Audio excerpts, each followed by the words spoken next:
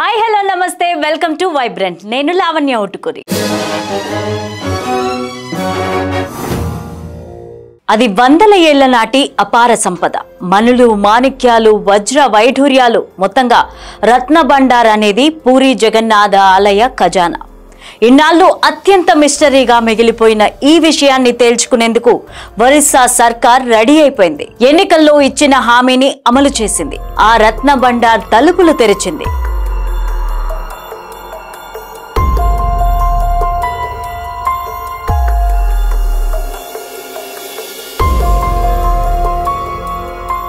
Shri Jagannath temple administration chief, Puri collector, Puri region archaeological survey of India superintendent, Ratna Bhandar sub committee సభ్యులు, reserve bank of India ప్రతినిధి, ఒడిశా ప్రభుత్వం నుంచి 2 పరిశీలకులు, పూరి ఆలయ ధర్మకర్తలైన గణపతి మహారాజ్ కుటుంబ ప్రతినిధి, మరో 4 ఆలయ ప్రతినిధులు. ఇలా వీరందరి సమక్షంలో కట్టుదిట్టమైన భద్రత మధ్య తెరుచుకున్నాయి రత్న బండార్ తలుపులు. ప్రత్యేక పూజలు నిర్వహించిన అనంతరం భారీ బందోబస్తు మధ్య తలుపులు తెరిచారు అధికారులు.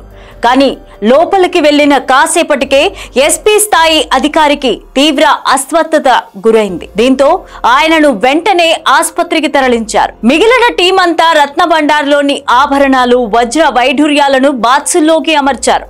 మొదటి 2 గదుల తలుపులు సులభంగానే తెరుచుకున్నా 3వ గది తలుపులు తెరిచేందుకు మాత్రం సిబ్బంది కష్టపడాల్సి వచ్చింది. దాదాపుగా 2 గంటల పాటు కష్టపడితే గాని 3వ గది తలుపులు తెరుచుకోలేదు.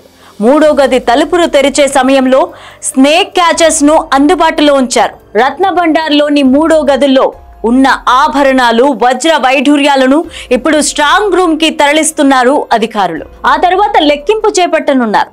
పూరి రత్న బండార్లో 11.78 మీటర్ల ఎత్తు, పూరి రత్న బండార్లో 11.78 మీటర్ల ఎత్తు, 8.79 మీటర్ల పొడవు, 6.74 మీటర్ల వెడల్పుతో 3 గదులు ఉన్నాయి. ఇందులో ఒకటి అంతర్గత ఖజానా, రెండవది బయటి ఖజానా.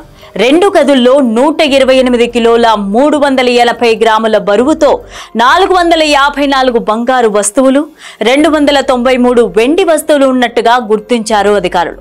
అంతర్గత ఖజానాలో 43 కిలోల 640 గ్రాముల 347 రకాల బంగారు వస్తువులు, 148 కిలోల 780 గ్రాముల 231 వస్తువులు ఉన్నాయి.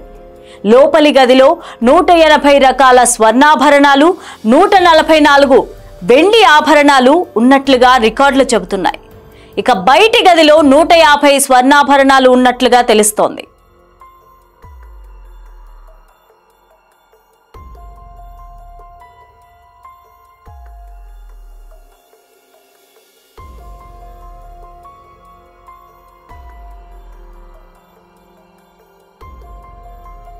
మూడవ గదికి మాత్రం తెరవడం ఇదే తొలిసారి.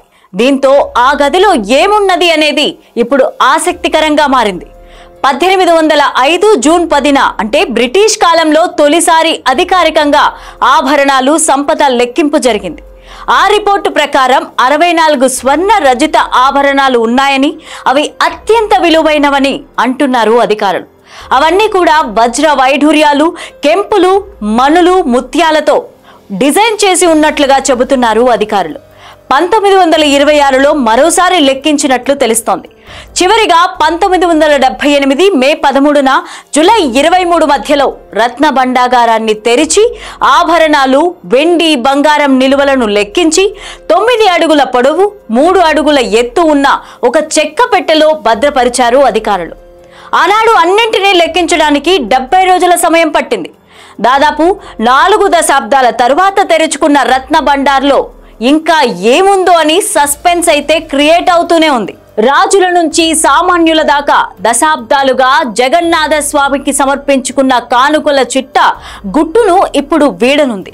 ఈసారి రత్న బండార్లోని ప్రతి ఆభరణాలు, వస్తువులకు సంబంధించిన లెక్కలను పక్కాగా నమోదు చేయనున్నారు అధికారులు. ఈ లెక్కింపంతా కూడా రిజర్వ్ బ్యాంక్ ఆఫ్ ఇండియా ఆధ్వర్యంలో జరగనుందని తెలుస్తోంది.